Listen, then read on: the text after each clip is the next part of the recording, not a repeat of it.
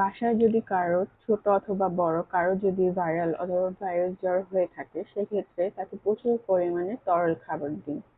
Viral জ্বর হলে সাধারণত পানি শূন্যতা দেখা দেয় এবং এই পানি শূন্যতা দূর করার জন্য আপনি তাকে প্রচুর পরিমাণে পানি এবং লেবু পানি অথবা ডাবের পানি, স্যুপ এই জাতীয় তরল জাতীয় খাবার প্রচুর পরিমাণে দিবেন।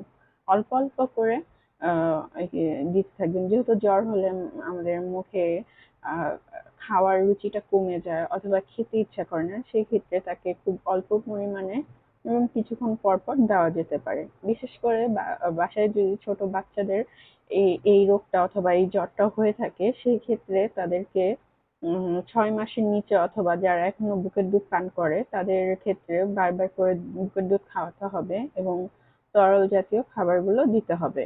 এবং 6 মাসের নিচে যেই সকল বাচ্চারা আছে তাদেরকে একটু পর পর বুকের দুধ অথবা যদি ফর্মুলা দুধ খেয়ে থাকে সেক্ষেত্রে তাদেরকে সেটা চালিয়ে যেতে হবে।